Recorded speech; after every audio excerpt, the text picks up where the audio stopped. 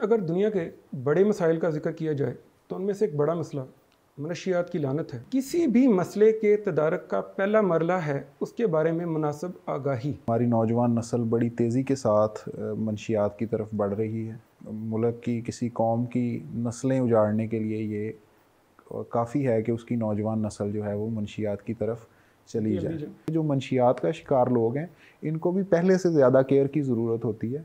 Government क्या कर सकती है कि इस रुझान को कंट्रोल करे, और जो स्कूल या कॉलेज या तालीमी इदारों की मैनेजमेंट है वो किस तरह साथ दे सकती है इसका। बिस्मिल्लाहिर्रहमानिर्रहीम। मौजूद नाजरीन अस्सलाम वालेकुम। नाजरीन, अगर दुनिया के बड़े मसाइल का जिक्र किया जाए तो उनमें से एक बड़ा मसला मनशियात की लानत है। एक महदूद अंदाजे के मुताबिक पूरी दुनिया के तकरीबन 200 मिलियन अफराद इस नशे का आदी हैं, और इनमें से तकरीबन 12 मिलियन अफराद हर साल नशे के इस्तेमाल की वजह से मौत के मुंह में चले जाते हैं। 2020 की एक रिपोर्ट के मुताबिक 15 से 64 साल की उम्र के दरमियान 284 मिलियन अफराद पूरी दुनिया में नशे का आदी हैं। ये तनासब नाजरीन हर 18 में से एक फ़र्द बनता है। नाज़रीन, किसी भी मसले के तदारक का पहला मरला है उसके बारे में मुनासिब आगाही। यही वजह है कि 26 जून को United nation office of drugs and crime के ज़ेर एहतमाम पूरी दुनिया में anti drugs and illicit trafficking day मनाया जाता है। नाजरीन, ये दिन हर साल किसी नए अनुमान के तहत मनाया जाता है जिसके ज़रिए पूरी दुनिया में कॉन्फ्रेंसेस, सिंपोजियम और वॉक्स का एहतमाम किया जाता है और लोगों को नशे के मुहलिक असरात और इससे बचाव की तदबीर के बारे में आगाही दी जाती है। नाजरीन, नशा जहाँ एक तरफ कारामद अफराद को नाकारा ज़िंदगी की तरफ धकेल रहा है तो दूसरी तरफ बहुत सी बीमारियों का बायस भी बन रहा है। पूरी दुनिया में एक रिपोर्ट के मुताबिक 11.2 मिलियन अफराद ऐसे हैं जो कि इंजेक्टेबल नशा यानी सिरिंज के ज़रिए नशा अपने जिस्म में मुंतकिल करते हैं, और इनमें से आधे अफराद HIV और आधे अफराद हेपेटाइटिस का शिकार होते हैं। और एक रिपोर्ट के मुताबिक 1.2 मिलियन अफराद की तादाद ऐसी है जो इन दोनों बीमारियों में मुब्तला है। नाज़रीन, ख़वातीन का जिक्र किया जाए तो नशे में मुब्तला ख़वातीन की तादाद कम है, ताहम अगर सुकून देने वाली अद्वियात या डॉक्टर की तजवीज़ करदा मिकदार से ज़्यादा मिकदार में इस्तेमाल की जाने वाली अद्वियात का जिक्र हो तो ख़वातीन का तनासब 45% है। नाजरीन, पाकिस्तान का अगर जिक्र करें तो पाकिस्तान एक बहुत ही मुश्किल सूरत हाल का शिकार है। एक तरफ गैर कानूनी फसलों की काश्त है और इन अद्वियात का पूरे मुल्क में फैलना है, और ये ट्रेंड अब इस हद तक पहुंच चुका है कि हमारे तालीमी इदारे, स्कूल, कॉलेजेस और यूनिवर्सिटीज़ भी इससे महफूज नहीं हैं। और ये ख़तरा बढ़ते बढ़ते अब इस हद तक बढ़ गया है कि आप गली मोहल्लों के लेवल पर भी इस तरह के सेंटर्स देख सकते हैं। पाकिस्तान को जो मसाइल दरपेश हैं उनमें एक तरफ तो इन ड्रग्स का गैर कानूनी धंधा और कारोबार रोकना, तो दूसरी तरफ पहाड़ी इलाकों पर मुश्तमिल तवील बॉर्डर है जहाँ से इन अद्वियात की तरसील को रोकना एक बहुत ही मुश्किल काम है। एक रिपोर्ट के मुताबिक पाकिस्तान के 7.6 मिलियन लोग नशा की आदत में मुब्तला हैं और इनमें से 78% मर्द और 22% औरतें हैं। नाजरीन, किसी भी तरह ये सारा सिनारियो और सूरत हाल हौसला अफजा नहीं है। अगर हमने आज इसका मुनासिब तदारक ना किया तो आने वाले सालों में हमें भयानक नताइज से सामना करना पड़ेगा। हमने अपने आज के इस अहम मौजू पर बात के लिए एक बहुत ही अहम शख्सियत को अपने स्टूडियो में दावत दी है, जो कि डिप्टी डायरेक्टर और रीजनल हेड हैं safe generation program for anti narcotics and anti corruption association of Pakistan. Program का आगाज़ करते हैं। अस्सलाम वालेकुम डॉक्टर साहब। ज़ुबैर साहब, सबसे पहले तो मैं आपका शुक्रिया अदा करूँगा कि आपने अपनी मसरूफियात में से वक़्त निकाला और हमारे लिए इस अहम मौजू को हमें समझाने और नाजरीन को बताने के लिए आप तशरीफ़ लाए। प्रोग्राम का आगाज़ मैं करना चाहूँगा इस बात से कि आप सबसे पहले मुझे ये बताएं कि पाकिस्तान जो इस नशे का जो इस्तेमाल है और लोगों का इसमें इन्वॉल्व होना है, ये हमारे लिए अब एक कौमी मसला बन गया है। इसका ख़तरा क्या है? सबसे पहले सोहेल साहब, आपका बहुत शुक्रिया कि आपने इस मौजू पर डिस्कशन रखी। ये एक वक्त की एक इंतहाई अहम ज़रूरतों में से एक ज़रूरत है, क्योंकि हमारी आने वाली नस्ल तेज़ी से मुख्तलिफ़ सूरतों में इस लानत का शिकार हो रही है, बिल्कुल ठीक। और हमारी नौजवान नस्ल बड़ी तेज़ी के साथ मंशियात की तरफ बढ़ रही है। और ये किसी भी मुल्क की, किसी कौम की नस्लें उजाड़ने के लिए ये काफ़ी है कि उसकी नौजवान नस्ल जो है वो मंशियात की तरफ चली जाए। जी, जिस तरह चाइना की सूरत हाल है, खुदा न खास्ता कभी ख़तरा पैदा हो जाता है कि जिस तरह एक वक्त में चाइना की सूरत हाल रही है, खुदा न खास्ता पाकिस्तान की आने वाली नस्लों की सूरत हाल भी अगर इसका वक्ती तदारक ना किया गया तो ये आने वाले वक्तों में इसी तरह पाकिस्तान के लिए बहुत ज़्यादा ख़तरनाक साबित होगी। तो इसका जो है वो बरवक़्त तदारक बहुत ज़रूरी है अगर आपने अपनी आने वाली नस्लें बचानी हैं तो। बिल्कुल सही डॉक्टर साहब। ये जो सबसे इसका ख़तरनाक इसका जो मंज़र नज़र आ रहा है वो ये है कि रिक्रिएशनल एक्टिविटी के तौर पर हमारे बच्चे, ख़ास तौर पे जो सेकेंडरी स्कूल या कॉलेजेस के बच्चे हैं, यूनिवर्सिटियों के बच्चे हैं, वो इसको रिक्रिएशनल एक्टिविटी के तौर पर ले रहे हैं। इसका नुकसान आप कैसे देखते हैं? देखिए, बुनियादी तौर पे ये तीन तरह से लोग जो है वो इसमें इसका शिकार होते हैं। वो उसमें पहली चीज़ है कि आपके गिरदोनवा में लोग इस तरह के पैदा हो जाएं जो कि मंशियात का कारोबार कर रहे हैं, वो आपको ट्रेंडिंगली उस पर लगा दें। दूसरा है शौकिया तौर पे for the sake of cool life, या एक लाइफस्टाइल के तौर पे लोग ड्रग्स लेना शुरू कर दें। और ये जो रिक्रिएशनल ड्रग्स की आपने बात की है, ये अभी यही सिनेरियो चल रहा है कि हमारे गिरदोनवा में हमारे स्कूल कॉलेजेस के जो बच्चे हैं वो बतौर फैशन जो है वो मंशियात का इस्तेमाल कर रहे हैं। और ये इंतहाई नुकसानदेह है कि वो एक जस्ट एक समझ लें कि खेल तमाशे की सूरत में वो एक लानत का शिकार हो जाते हैं और बुरी तरह से एडिक्ट हो जाते हैं, और फिर उनका दिमाग उनके काबू में नहीं रहता और वो मुख्तलिफ दीगर समाजी बुराइयों का भी शिकार हो जाते हैं।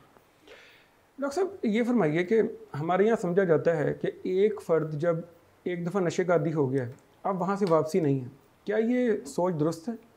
नहीं, वापसी देखें इसकी मुमकिन है, ऐसा नहीं है कि वापसी नहीं है, लेकिन उसके लिए मेहनत चाहिए। आपकी सोसाइटी, उसके जो पेरेंट्स या उसके लवाहिकीन हैं, जो बंदा इस एडिक्शन का शिकार है, उनकी बड़ी मेहनत का इसमें रोल है। फिर उसकी सख्त मॉनिटरिंग की ज़रूरत होती है।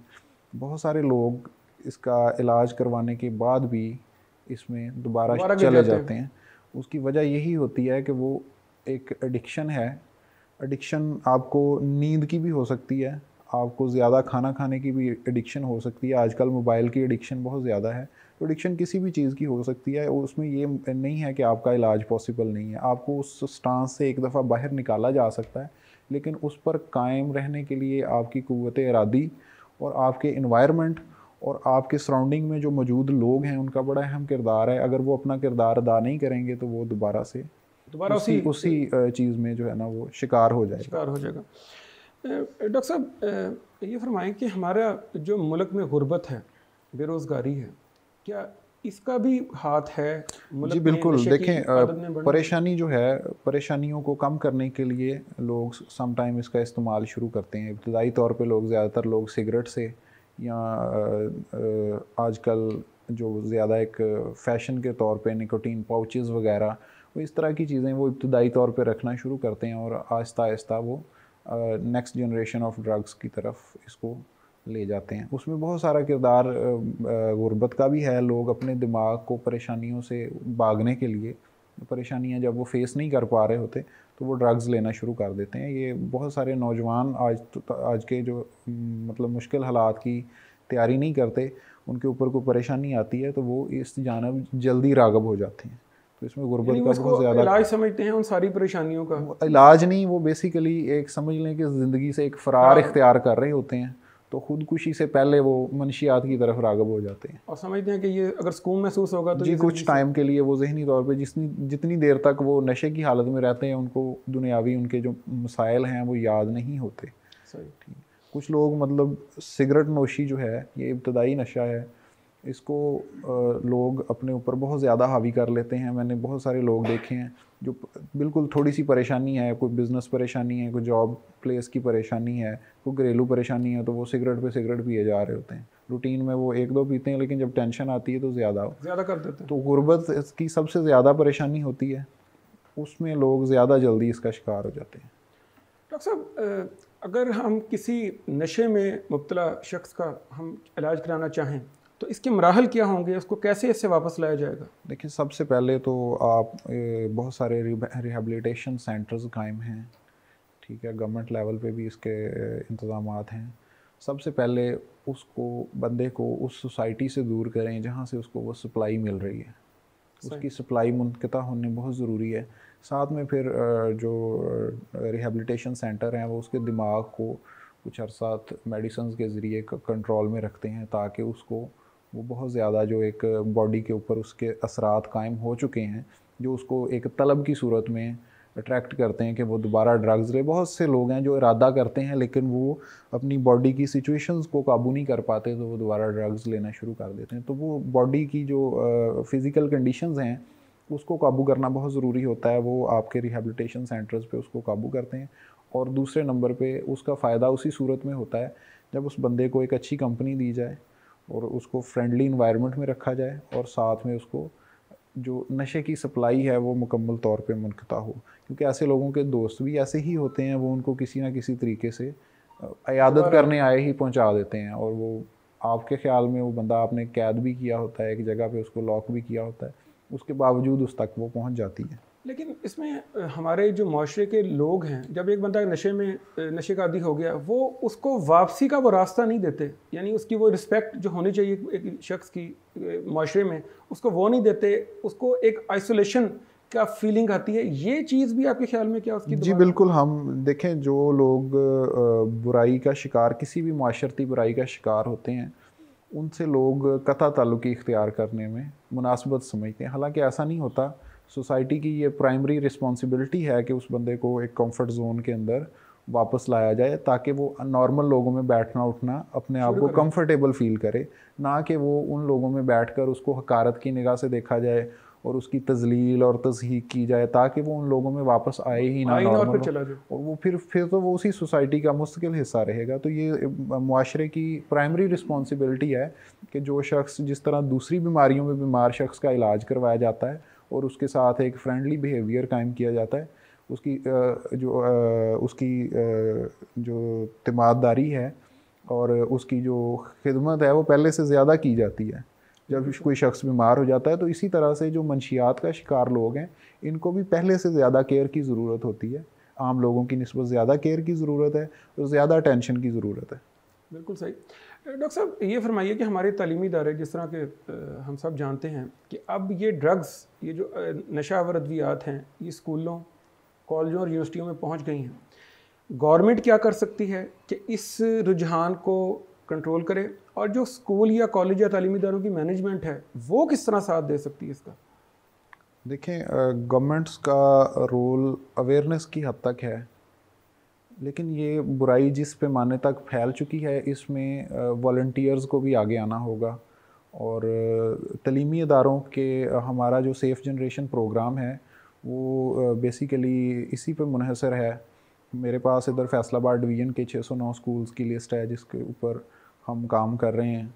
हम उन इदारों में जाके उन बच्चों को एक तो ख़ुद गाइड करते हैं इस बारे में कि आपने किस तरह से इन मंशियात से दूर रहना है। दूसरा, हम anti corruption and anti narcotics association of Pakistan जो है, ये इसके साथ तमाम चारों सूबाई हुकूमतें और फेडरल गवर्नमेंट्स के MOU साइन हुए हैं, और हर जो दरवाज़े पे जाके उनको अवेयरनेस दी जाती है और बार बार उन बच्चों को इस बात की तरफ पंच किया जाता है कि वो स्टाइल के नाम पे और फैशन के नाम पे इन चीज़ों की, आजकल की जो मॉडर्न ड्रग्स हैं जिसमें आइस है, शीशा वगैरह है, ठीक है, अभी पार्टी पिल्स, ये आप देखें कि जितने पोश एरियाज़ में जितने फार्म हाउसेस बने हुए हैं वहाँ पे ये बहुत ज़्यादा यूज़ हो रही हैं। पार्टीज़ के नाम पे, पार्टी पिल्स के नाम पे डिफरेंट ड्रग्स जो है वो बहुत ज़्यादा उनका इस्तेमाल है।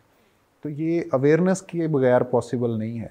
इसमें नो डाउट गवर्नमेंट के जो अदारे हैं वो भी ख़ुसूसी तौर पे जो ANF का अदारा है ये भी, और दीगर जो प्रोवेंशनल जो excise taxation and narcotics control के अदारे और दीगर अदारे जो हैं वो इसमें एक दूसरे की कोलैबोरेशन के साथ जो है वो इसको कंट्रोल करने की कोशिश करते हैं और अवेयरनेस प्रोग्राम मुनक़िदा करते रहते हैं, ताकि बच्चों को ये एहसास हो कि ये किस तरह से उनकी ना सिर्फ फ़िज़िकल हेल्थ को डिस्ट्रॉय करता है, बल्कि उनको एक तो मुआशरे का अच्छा शहरी भी नहीं रहने देता, और इसके अलावा हमने देखा है कि ये फिर जब बच्चे इन चीज़ों का ज़्यादा शिकार हो जाते हैं तो वो क्राइम्स शुरू करते हैं। वो पैसों के लिए छीना झपटी, फिर दिमाग के कंट्रोल ना होने की वजह से बहुत सारे लड़ाई झगड़ों में इन्वॉल्व हो जाते हैं, और सबसे बड़ा जो फाइनेंशियल इफ़ेक्ट आता है फैमिलीज़ के ऊपर, हमने देखा है घरों के घर बर्तन तक बेच देते हैं ये लोग जो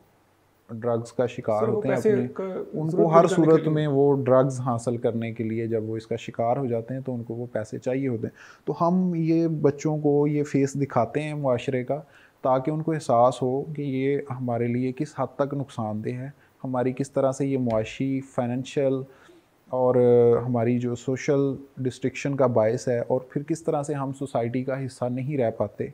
एक सोसाइटी में इन चीज़ों को एक बुरे नज़रिए से देखा जाता है कि इन लोगों को बहुत ज़्यादा कंफर्ट जोन नहीं मिलता जो ड्रग्स का शिकार हो जाते हैं। बिल्कुल ठीक।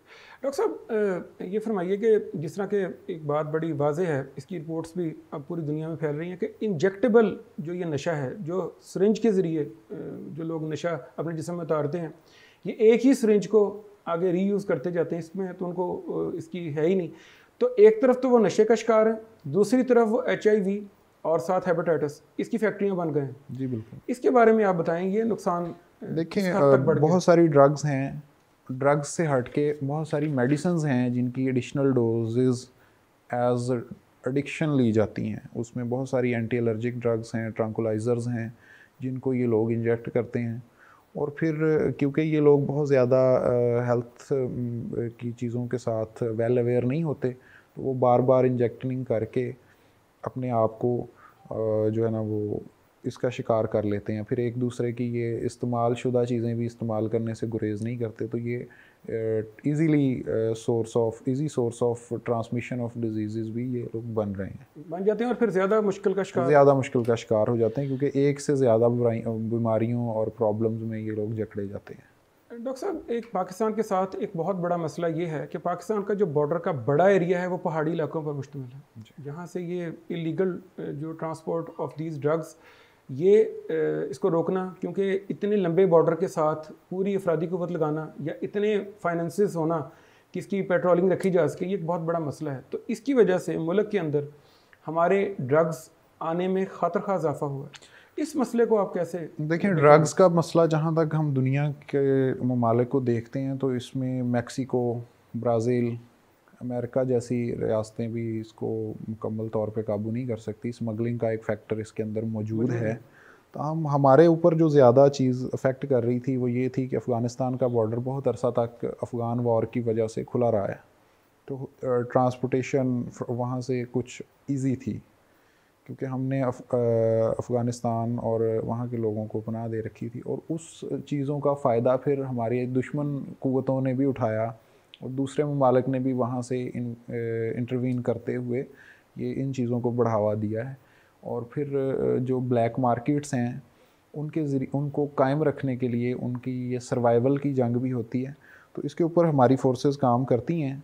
बहरहाल फिर भी इसके फैक्टर्स जो हैं वो मौजूद हैं, क्योंकि बॉर्डर, इतने लंबे बॉर्डर की मॉनिटरिंग जो है वो काफ़ी मुश्किल है। अभी कुछ टाइम पहले गवर्नमेंट ने इसके ऊपर बाड़ भी लगाई है, वो चीज़ों को कवर अप करने की कोशिश की जा रही है, लेकिन फिर भी ये जो है वो अवामिल मौजूद हैं, अपनी जगह पे कायम हैं, और नो डाउट इस चीज़ का फैक्टर मौजूद है कि अफ़गानिस्तान का रास्ता बहुत अरसा तक खुला रहा है खुली आमदरफ्त के लिए, और आज भी एक मसला है। जी, ये आज भी है। डॉक्टर साहब, ख़वातीन देखा जाए तो उनका तनासुब नशा आवर अफराद में कम है, लेकिन रिहेबिलिटेशन सेंटर्स अगर हम देखें तो उनमें इलाज करवाने वाली ख़वातीन हैं, उनकी भी तादाद ना होने के बराबर है। इस सूरत हाल को आप कैसे देखते हैं? देखें, इलाज उस वक़्त करवाया जाता है जब बुराई को या बीमारी को बीमारी समझा जाता है। सम टाइम जो आपने इब्तिदा में बात की कि additional uses of those from tranquilizer medicines, तो ये एक ऐसी चीज़ है कि आपके घर में ये चीज़ बतौर दवा मौजूद है। आपने एक ही जगह 3 भी खा ली हैं तो कोई रोकने वाला नहीं, रोकने वाला नहीं है। अभी गवर्नमेंट ने इसके ऊपर भी जो है वो पाबंदी लगाई है, सख्ती की है कि मेडिकल स्टोर से ये ड्रग्स इजीली अवेलेबल ना हो, लेकिन फिर भी बहरहाल जिनके पास प्रिस्क्रिप्शन मौजूद है वो लोग ये चीज़ें लेते हैं। वो फिर एडिशनल डोज जो है ना वो उसका इस्तेमाल बहुत ज़्यादा करते हैं। और अभी स्कूल कॉलेजेस की बच्चियों में ये फैशन ड्रग्स भी बहुत ज़्यादा मौजूद हैं, शीशा वगैरह, इन चीज़ों का रुझान बच्चियों में भी देखने में आ रहा है। तो ये नुकसानदेह है, और इसका जब तक आप उसको बीमार नहीं समझते, आप इसको फ़ैशन समझेंगे या आप उसको मेडिसिन समझेंगे, तो आप उसके इलाज की तरफ राग़िब नहीं होंगे। ठीक है, और अंदर ही अंदर वो चीज़ जो है वो आपके जो CNS है उसके ऊपर वो हावी हो जाती है, और वो आप उसका शिकार होते हैं और किसी को पता भी नहीं होता। आप अंदर ही अंदर एक अपनी डिप्रेशन को कम करने के लिए जो चीज़ों को आप सहारे के तौर पे ले रहे होते हैं वो आपको डैमेजिंग कंडीशन की तरफ ले जाती हैं।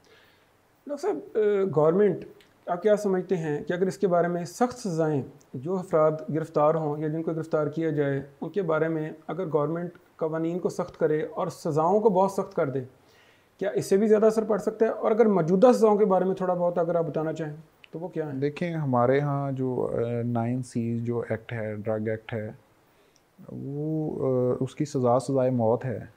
इससे ज़्यादा सख्त सज़ा क्या हो सकती है? ये आपके कॉन्स्टिट्यूशन के अंदर मौजूद है कि ड्रग्स की जो सज़ा है वो सज़ाए मौत है।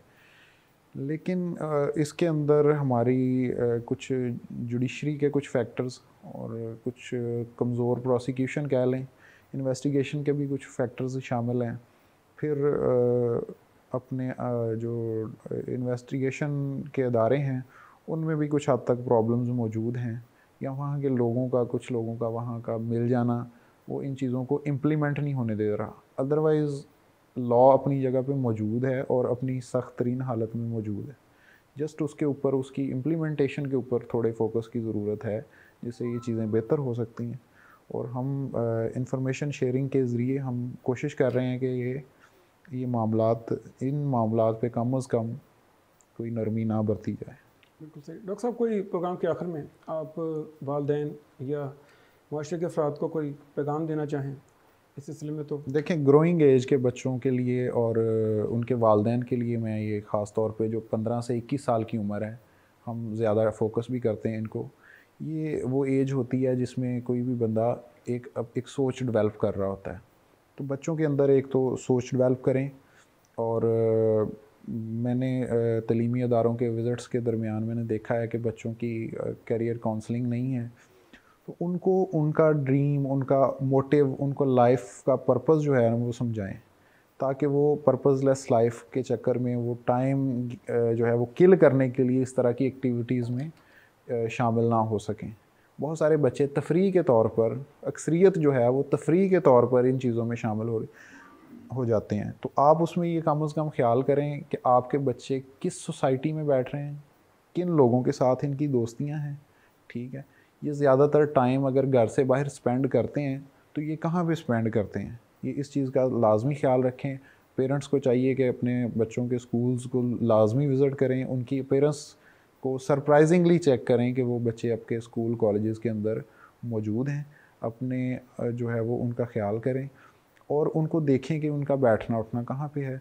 और अगर किसी बच्चे में इस तरह का कोई अपना प्रॉब्लम देखें तो उसको फ्रेंडली और काउंसलिंग के ज़रिए जो है ना उसको जितना इब्तदाई तौर पे हो सके इन चीज़ों से निकालें, ना कि उनको आप फैशन या मॉडर्न चीज़ों के नाम पे आप इग्नोर करें। अभी बच्चे, बहुत सारे बच्चे हैं जो ये वेप्स वगैरह और शीशा वगैरह, आइस वगैरह ये अपने पेरेंट्स के सामने ले रहे होते हैं, तो वो इसका मतलब है कि वो इसको बॉदर नहीं करते एज अ ड्रग, या वो उसको एज अ प्रॉब्लम नहीं ले रहे।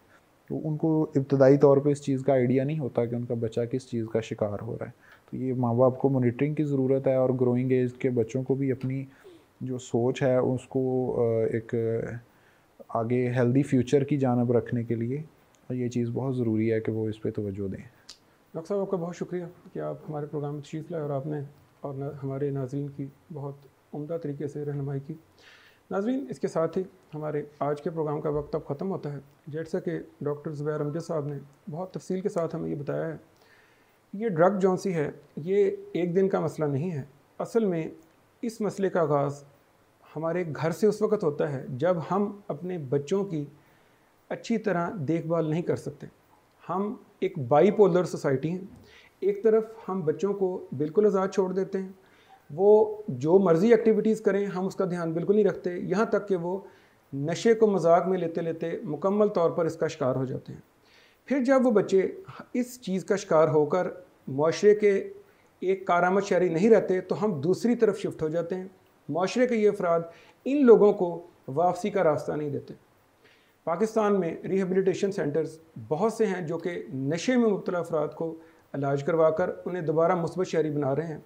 छोटी सी मिसाल सूबा सिंध की है जहाँ 200 से ज़्यादा रिहेबिलिटेशन सेंटर हैं, लेकिन फ़ंड्स की कमी की वजह से सिर्फ 70 ऐसे सेंटर्स हैं जो कि काम कर रहे हैं। लेकिन जो अलार्मिंग बात यह है कि वो लोग जो यहाँ से तरबियत करके अपना इलाज करवा कर दोबारा हमारी आम सोसाइटी में वापस आते हैं तो वो 3 तरह के मसाइल का शिकार हो जाते हैं। पहले तो वो एक नशे का शिकार थे, उसके बाद वो सोसाइटी में तन्हा हो जाते हैं, लोग उनको वो मुकाम नहीं देते, और आखिर पे डिस्क्रिमिनेशन, यानी लोग उनको उसी सवालिया नज़रों से देखते हैं जिसकी वजह से वो पहले नशे का शिकार हुए थे। सोसाइटी के इस गलत रवैये की वजह से 70% अफराद दोबारा नशे की लानत का शिकार हो जाते हैं। हमें चाहिए कि हम ना सिर्फ आगे आएँ, इस सारे मसले को गवर्नमेंट पर ना छोड़ें। गवर्नमेंट अपनी पूरी कोशिशें कर रही हैं, मुखय्यर हज़रात भी सामने आएँ और मुआशरे का हर फ़र्द इसे अपनी ज़िम्मेदारी के तौर पर ले तो कोई वजह नहीं है हम इस लानत पर काबू ना पा सकें। अपना, अपने अजीज़ व कारब, अपने दोस्तों सबका ख्याल रखिएगा। आइंदा किसी नए मौजू के साथ हाज़िर होंगे, तब तक के लिए इजाज़त। अल्लाह हाफ़िज़।